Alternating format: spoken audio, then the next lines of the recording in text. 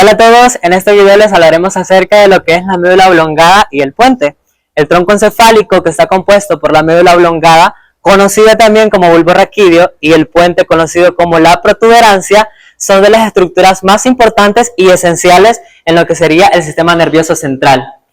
Estas estructuras, que están ubicadas en la fosa craneal posterior, nos ayudan a la conexión del cerebro con la médula espinal, cumpliendo así también con muchos procesos neurológicos. La médula oblongada cumple funciones básicas como la respiración, el ritmo cardíaco y los estímulos en los reflejos autónomos, como serían la deglución, la tos y el vómito. Además, sirven como un cruce en las vías motoras y sensitivas que nos ayudan a conectar el cerebro con las distintas partes del cuerpo. El puente, por su parte, cumple con funciones más transmitivas en el impulso de lo que sería la médula espinal a lo que vendría siendo el cerebro, el cerebelo y seguidamente la médula espinal como sí. Debido al peso de sus funciones, el daño en estas estructuras podría causar trastornos como serían el infarto pontino, el síndrome de Waldenström y secreciones neurológicas.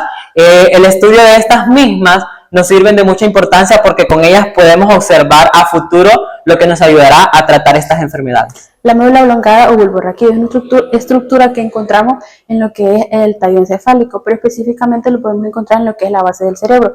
Esta conecta lo que es el encéfalo con la médula espinal. La médula oblonga es fundamental en el sistema nervioso central porque regula funciones vitales como la respiración, la frecuencia cardíaca y la presión arterial. Sirve como una vía de comunicación entre el cerebro y la médula espinal, transmitiendo información sensitiva y motora.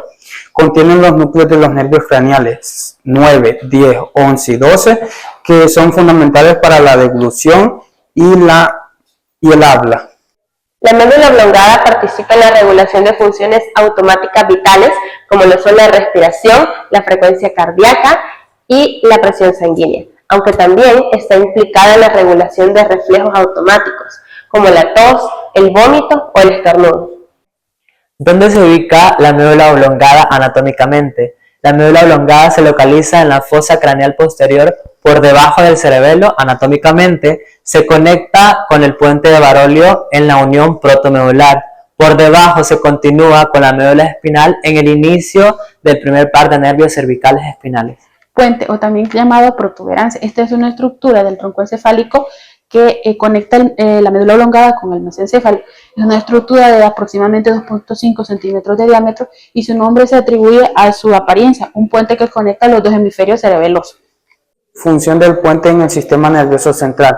Contienen los núcleos de los nervios craneales 5, 6, 7 y 8 que regulan funciones sensitivas y motoras de la cara, la masticación, la audición y el equilibrio. Sirve como un punto de relevo entre las estructuras superiores e inferiores del sistema nervioso central. Su alteración provoca trastornos neurológicos graves como infartos continuos, hemorragias o ciertos síndromes. El puente actúa como un centro de intercomunicación en el cerebro. Tiene como principal función transmitir información entre la médula espinal, el cerebro y el cerebelo, además de la regulación del ciclo circadiano o el ciclo del sueño-vigilia. Tiene fibras corticoespinales, corticopontinas y corticonucleares, que van a ser esenciales en la transmisión del movimiento y la coordinación de este. El puente se encuentra en la fosa craneal posterior, justo por delante del cerebelo, formando parte del tronco encefálico, sobre la médula oblongada conectándola con el mesencéfalo. Y su superficie anterior es convexa y alberga la arteria basilar. Entre las patologías relacionadas con la médula oblonga tenemos el síndrome vulvar medial, que se debe a la oclusión de una rama vulvar de la arteria vertebral. El tamaño del infarto depende de la distribución de la arteria afectada y las áreas dañadas también incluyen la pirámide y la mayor parte del menisco medial. Una persona que sufre este tipo de lesión sufre de hemiparesia contralateral y una parálisis de los músculos de la lengua. El síndrome vulvar lateral o de Wallenberg es una afectación que se debe a la obstrucción de un vaso sanguíneo que irriga la parte lateral de la médula oblongada. Esta obstrucción, en su forma más característica, suele darse en una rama de la arteria cerebelosa posterior inferior. Sin embargo, la parte infartada puede variar y por ende sus manifestaciones clínicas o síntomas. Por ejemplo, cuando la parte infartada se da en un pedúnculo cerebeloso inferior y sus núcleos vestibulares, se va a manifestar con náuseas, mareos o ataxia cerebelosa. Pero si la lesión se da en el tracto y núcleo espinal del trigémino, esta manifestación va a variar y se va a dar una pérdida homolateral a las sensibilidades de temperatura y dolor. Un diagnóstico diferencial del mismo síndrome es cuando la afectación se da en el tracto espinotalámico. En este caso, lo que va a producir es una pérdida a la sensibilidad contralateral del cuerpo, en las sensaciones de dolor y temperatura. Por último, la afectación o el infarto puede darse en el núcleo ambiguo. En este caso, se va a producir una parálisis en las porciones del cuello hacia abajo, afectando los músculos de la laringe, la faringe, el paladar blando y causando problemas en la deglución y la fonación. En cuanto a las enfermedades relacionadas con el puente, en primer lugar podemos mencionar el síndrome de Raynaud. El síndrome de Raynaud es una afectación que es caracterizada por el entumecimiento de las manos, pies y otras extremidades del cuerpo pese al frío o al estrés. Esto sufre una mala irrigación debido a que las arterias más pequeñas sufren una vasoconstricción, creando así una irrigación sanguínea mala. Generalmente el síndrome del Raynaud afecta directamente a lo que son los dedos de las manos, pies, en algunos casos la punta de la nariz y las orillas de las orejas. Esto como una respuesta estimulante a lo que sería el estrés y el frío.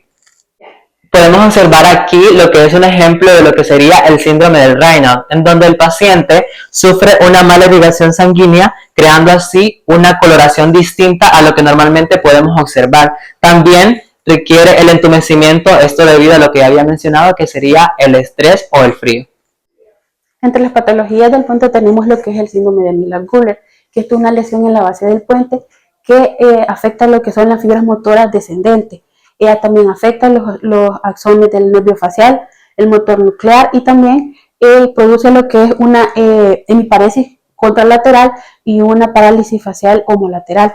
Aquí en la imagen podemos ver la que ya les mencionaba, lo que es la parálisis facial homolateral y la hemiparesis homolateral. El síndrome de Fowler es un trastorno neurológico raro que afecta una parte específica del tallo encefálico conocido como el puente de Barolo o la protuberancia.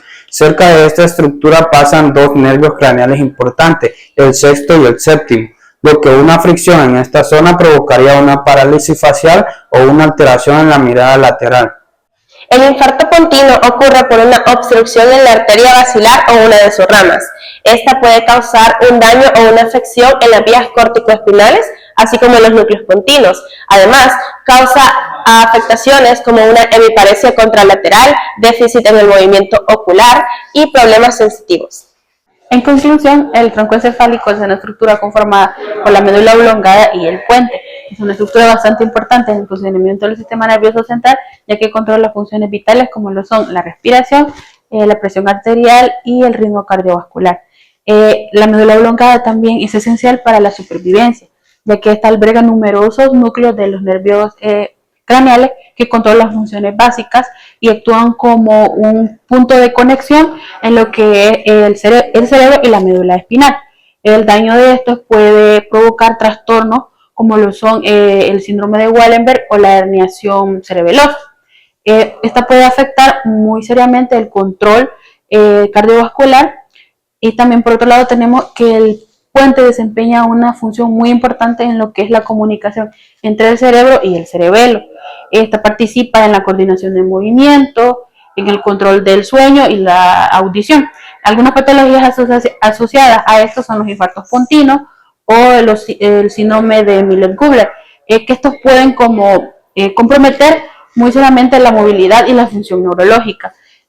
Dado el impacto en el funcionamiento del cuerpo, el estudio del tronco encefálico es bastante importante en la medicina y en la investigación científica, ya que mientras más investigamos sobre esto, es más probable el estudio de los avances del diagnóstico, el tratamiento y rehabilitación de las enfermedades neurodegenerativas como lo son el accidente cerebrovascular y los trastornos del sistema nervioso central. Según lo que escuchaste del video, ¿cuál es el síndrome que ocasiona el parálisis de los músculos de la lengua? El síndrome vulvar medial. Gracias. En la exposición y en el video, ¿cuáles son las conformaciones claves de la médula oblongada? Según lo que explicaron, eran los núcleos vulvares, también eran los tractos espinotalámicos, como también era la decusación de las pirámides.